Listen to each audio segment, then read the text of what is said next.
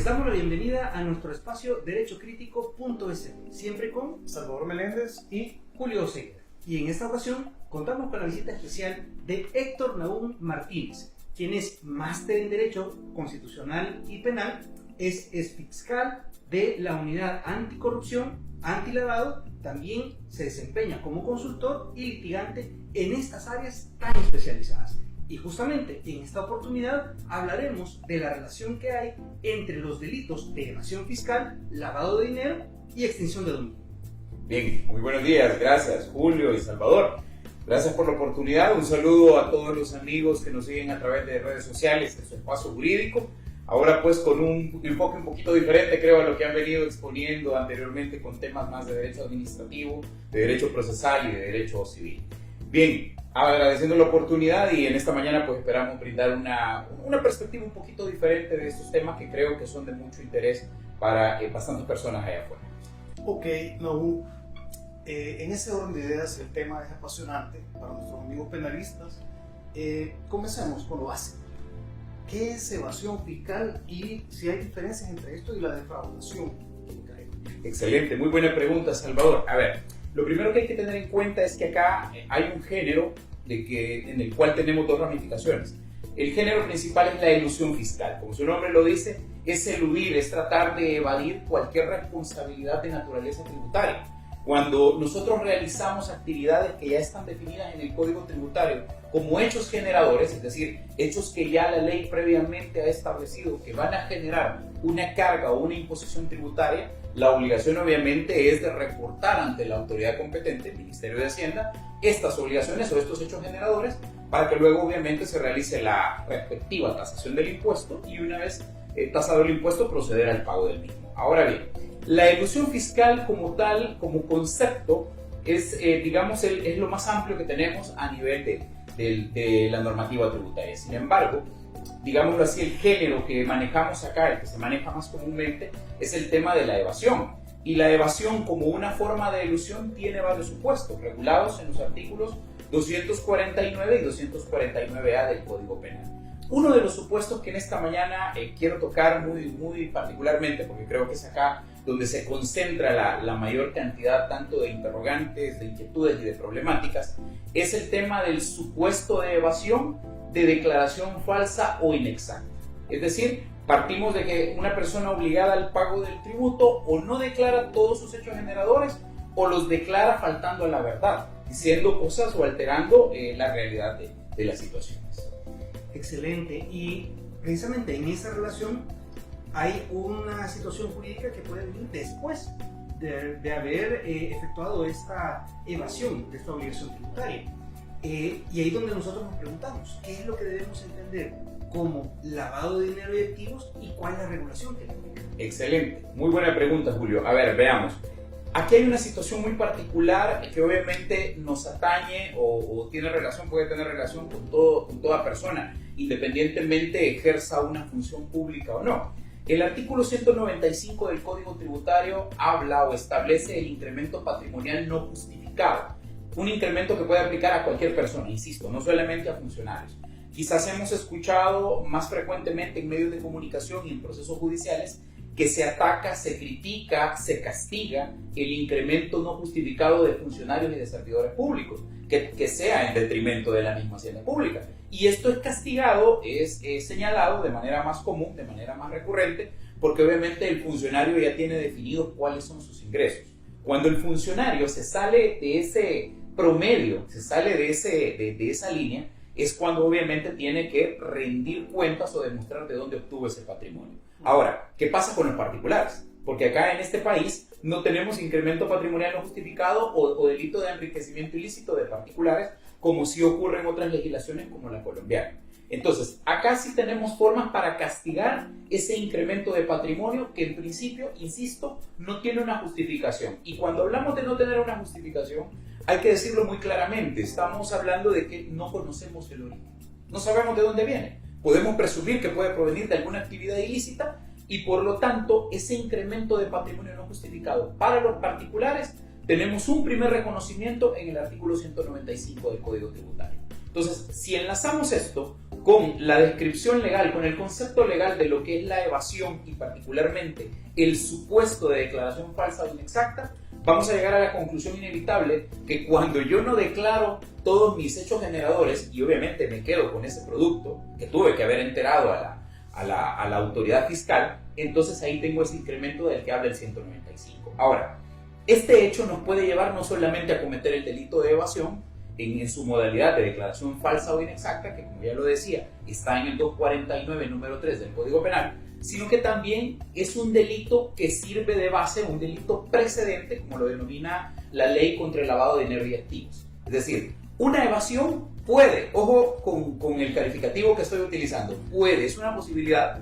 puede llevarnos al lavado de dinero. Está contemplado dentro del catálogo de delitos en la ley especial, que es un hecho precedente, un delito precedente, que puede en algún determinado momento generar una investigación por lavado de dinero. Ok, no, excelente.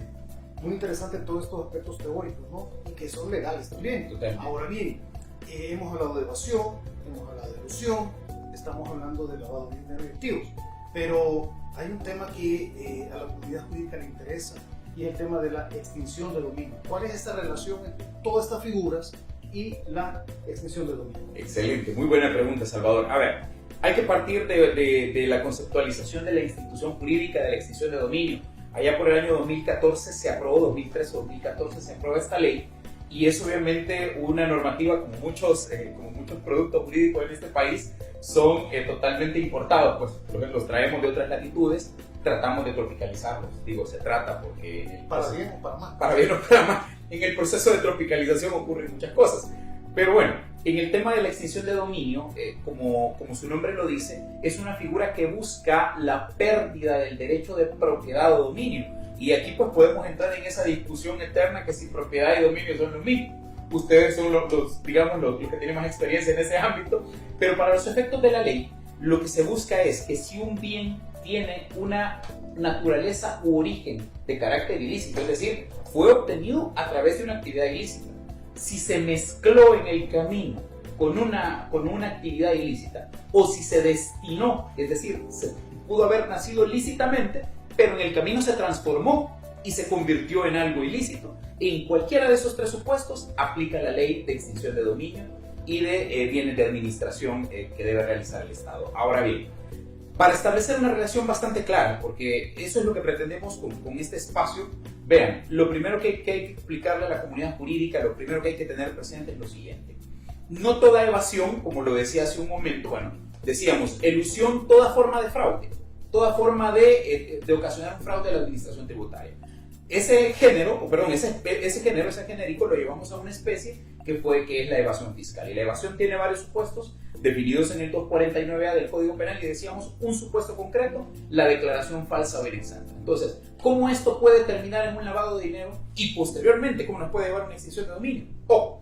Actualmente la política criminal, por así decirlo, de las instituciones encargadas de la investigación y promoción de las acciones penales, investigación del delito, está siguiendo un esquema bastante, a mi manera de ver, bastante peligroso. Y digo peligroso porque es tan, digámoslo así, pareciera una lógica tan básica que, ojo Salvador y ojo Julio, igual los amigos que nos están viendo a través de las redes sociales, si no declaramos todos los ingresos que tenemos y de pronto la Fiscalía General de la República o la Unidad Penal Tributaria del Ministerio de Hacienda pide un informe de nuestras cuentas y determina que lo que tenemos en bancos no tiene correspondencia con lo que hemos declarado, eso genera o puede llegar a generar un lavado de dinero por el incremento de patrimonio que se ha generado en virtud de no declarar todos los hechos generadores. Ahora bien, ¿será que todas las evasiones que se producen por no declarar, o sea, por declarar falsamente o declarar de manera inexacta,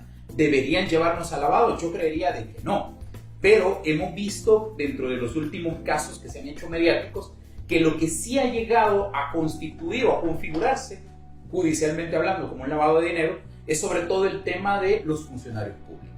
Pero actualmente también hay una serie de procesos penales, y con esto pues quizás cerrar esta primera parte, hay una serie de procesos penales en las cuales muchos comerciantes, muchas sociedades se han visto involucrados en temas de lavado de dinero a partir de que no pueden demostrar cómo adquirieron determinados bienes, cómo incrementaron sus patrimonios.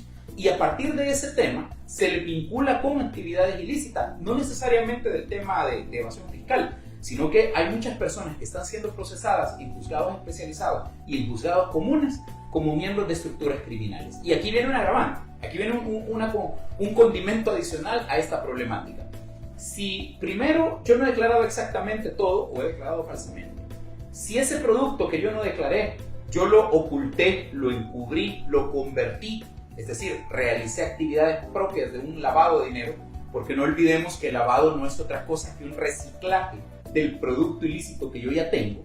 Entonces, si realizo todas esas conductas, pues precisamente o probablemente la investigación irá encaminada a determinar si yo estoy haciéndolo para beneficio propio o para beneficio de una agrupación, organización o asociación ilícita, que son los diferentes conceptos que tenemos en nuestro sistema penal. Súper interesante, Nau. Estamos haciendo ese recorrido en la parte teórica, digamos, pero aquí viene un elemento práctico. En tu experiencia, ya como litigante, como una persona que está de cabeza en estos temas, ¿cuáles son algunos de los principales problemas de ejecutar estos conceptos? Muy buena pregunta. A ver, Julio, y a todos los amigos que siguen este espacio tan pero tan enriquecedor como es espacio jurídico, valga la redundancia. A ver, veamos. Estamos teniendo en la realidad una serie de problemas tales como, de pronto una persona, pues como todos, pues hacemos créditos, gestionamos créditos personales, créditos de consumo, créditos de vivienda, créditos para obtener un vehículo, y si de pronto yo me veo involucrado o alguna persona se ve involucrada en alguna actividad que puede ser cuestionada por las autoridades, llámese Policía Nacional Civil o Fiscalía General de la República, como un posible lavado de dinero porque proviene de un incremento de patrimonio, que ya platicamos de eso anteriormente, que no tiene ningún respaldo, entonces esto me puede llevar a que los bienes, esos bienes con los que que probablemente alguna persona le estará pagando a algún tercero, es decir, puede ser alguna de estas empresas que se dedican a la venta de vehículos o algún crédito con algún banco, que esos bienes sean afectados, ya sea por una medida cautelar de inmovilización, ¿sí? O que esos bienes sean reclamados por la Unidad Especializada de Extinción de Dominio de la Fiscalía General de la República. Aquí entramos en un escenario bien interesante. ¿Por qué? Hay digámoslo ahí, un prejuicio, hay una idea allá afuera errada, una idea tabú, de que la culpabilidad está estrechamente, íntimamente ligada con el tema de perder un bien. La ley de extinción de dominio no tiene nada que ver con culpabilidad. Como lo dije hace un momento, estrictamente lo que se persigue son bienes de origen, de mezcla o de destino ilícito. Es decir, es indiferente o es independiente si la persona resulta absuelta o resulta culpabilizada en un proceso penal. Por lo tanto, aquí cuando tenemos este escenario donde encontramos clientes que vienen y dicen, mire, yo por ejemplo le arrendé un inmueble, un vehículo a esta persona Fiscalía la ha detenido porque lo señala que ha participado en una extorsión, ha participado en tema relativo a las drogas, ha participado en cualquier otra actividad ilícita, pero me dice ahora la Unidad de Extinción de Dominio que se va a llevar el vehículo, porque el vehículo ha tenido esa participación o esa mezcla con actividades ilícitas. Entonces, ojo para todos los colegas, toda la comunidad jurídica, es importante tener presente que la Ley de Extinción de Dominio reconoce dos calidades. Reconoce la calidad de afectado a aquel que obviamente ha participado en la actividad ilícita y que es el que ha generado o el que ha posibilitado que el bien tenga esa relación con la actividad ilícita, y está el tercero de buena fe, que es aquel que no tiene nada que ver con la actividad ilícita. Entonces, podemos ir a un proceso de extinción de dominio o a una fase administrativa con Fiscalía General de la República a demostrar esa tercería de buena fe. Y ojo, amigos, yo he detectado bastantes personas que dicen, mire, pero es que el vehículo, dicen que, un ejemplo, pues, le encontraron rastros de droga, le aplicaron el Ion Scan, que es el aparato para detectar si hay partículas de droga en el vehículo, o tenía un compartimiento que se conoce comúnmente como caleta, donde se guardaba droga o se guardaba dinero que no se puede justificar de dónde viene, y por lo tanto el vehículo lo voy a perder. A ver, no se trata de casarnos, y lo voy a decir de esta manera, con el bien como tal. Lo que hay que buscar a nivel judicial es que se reconozca su derecho de tercero de buena fe y por lo tanto que el Estado le pague por el activo, que pague su inversión. Y eso es una premisa que tenemos que ir sentando jurídicamente hablando. Vamos a ir a un proceso de extinción de dominio, a aprobar nuestra tercería de buena fe, pero no necesariamente vamos a ir a pedir que nos devuelvan el vehículo, que nos devuelvan el inmueble, sino que lo que vamos a ir a buscar es reconózcame mi inversión, señor Estado. Ok, qué interesante aún estos temas. Son algo controversiales relativos a la regulación que tenemos. Es decir, muchos han criticado que sí es la regulación idónea, ¿no? Ya sabemos que se han interpuesto demandas de inconstitucionalidad contra la ley de extinción de dominio, pero también yo quería saber tu opinión sobre eso y el tema de si esta regulación tú consideras que necesita alguna reforma concreta o alguna derogatoria, ¿no? Tenemos algunas normativas de 1950 bastante obsoletas, ¿verdad? Sí, así es. Entonces, queremos saber tu opinión. Bien, Salvador, a ver, me parece muy interesante la pregunta y para responderla de manera completa, de manera muy contundente, hay que decir primero lo siguiente. Lo primero, la sentencia de inconstitucionalidad de la ley de extinción de dominio, que me parece que es de julio del año 2018, en este momento soy muy malo para las referencias, pero la fecha la tengo muy presente.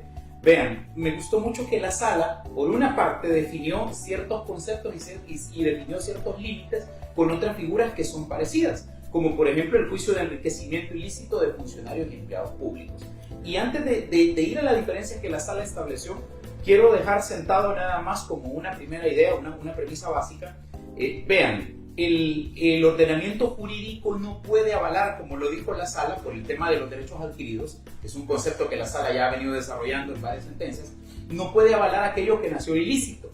Es decir, por el paso del tiempo no es que algo que nació ilícito se va a convertir en lícito y que por lo tanto merece la tutela y la protección del ordenamiento. El tema de la prescripción ahí, ¿verdad? Exacto, totalmente, hacia eso vamos. Es decir, para que tengamos claro de dónde nace la naturaleza de la figura, de la institución de la extinción de dominio, debemos partir de eso. Es decir, alguien puede alegar, argumentar, mire, pero es que esto a mí me viene en herencia desde mi tatara y a saber cuántas generaciones de abuelos, pero si en algún momento ese bien, insisto, tuvo contacto con una actividad ilícita al punto que se mezcló, ¿ya? Al punto que con dinero ilícito, con dinero de corrupción, que es lo usual que ocurre acá, yo le realicé mejoras, o sea, yo ya no puedo desprender del bien inmueble esas mejoras. Entonces ahí ya el bien ya se volvió ilícito y por lo tanto el hecho de que usted lo haya tenido por tanto tiempo, que usted puede decir, pero ya tengo un derecho adquirido, una situación jurídica consolidada sobre esto, no quiere decir que se va a mantener igual, no. Y esa es una premisa que la sala ha sentado de manera muy clara. Es decir, no vayamos o no queramos de manera errónea o de manera falaz creer que porque el bien yo no lo adquirí o lo adquirí por medios que no tienen nada que ver con la actividad ilícita, no me lo pueden extinguir. Todo lo contrario. Ahora, además de esa diferencia, como tú bien lo preguntabas, la Sala de lo Constitucional dijo lo siguiente: el tema del juicio de enriquecimiento ilícito de funcionarios y empleados públicos tiene que ver con un incremento de patrimonio que, de conformidad al 240 de la Constitución, viene precisamente del detrimento en la hacienda pública. Es decir, el funcionario que se enriquece, en principio, porque la sala después viene y dice en la misma sentencia, no necesariamente tiene que administrar fondos públicos. Interesante, cuestionable, pero es lo que la sala definió. Entonces, si el funcionario incrementa su patrimonio, no sabemos de dónde viene porque conocemos todos sus ingresos, es decir, no tiene más ingresos que los mismos que el cargo que desempeña le merece, pero si incrementa su patrimonio y lo hace en detrimento de la hacienda pública, en cualquiera de los dos casos puede ir a un juicio de enriquecimiento ilícito. Ahora bien, la sala dice, mire, ¿cuál es la diferencia clara con la figura de la extinción de dominio? En el caso del funcionario, ¿sí?, él solamente puede ir al juicio de enriquecimiento y ya no tendría que ir a la acción de extinción de dominio si el incremento de patrimonio proviene precisamente de un detrimento en la hacienda pública. Pero puede ir por cualquier otra causal o por cualquier otro presupuesto. Es decir, de pronto el funcionario se puede ver involucrado en cualquier otra actividad ilícita y por esa otra actividad ilícita también se le pueden extinguir los bienes. Digo esto porque en algún momento se ha cuestionado, o se cuestionó o se dijo, hay una doble persecución para los funcionarios y empleados públicos, porque mire, la finalidad que persigue tanto el enriquecimiento ilícito, la acción de enriquecimiento, con la acción de extinción de dominio, son finalidades de restitución al Estado de aquello de naturaleza ilícita. Ok, pero insisto, la sala fue muy clara y dijo, cuando el funcionario es señalado únicamente de un incremento no justificado en detrimento de la hacienda pública, solamente debe ir al juicio de enriquecimiento ilícito.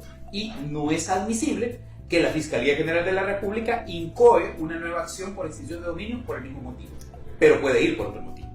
¿Sí? Ojo con eso, para ir sentando un poco las diferencias entre ambas figuras. Ahora, la extinción de dominio obviamente es mucho más amplia, porque como lo mencionábamos hace un momento, la extinción de dominio sí persigue o puede ser utilizada para perseguir el incremento patrimonial de particulares, que como ya lo mencionábamos al inicio de esta charla, tiene que ver precisamente puede tener que ver con temas de evasión fiscal cuando las declaraciones tributarias son falsas o son inexactas.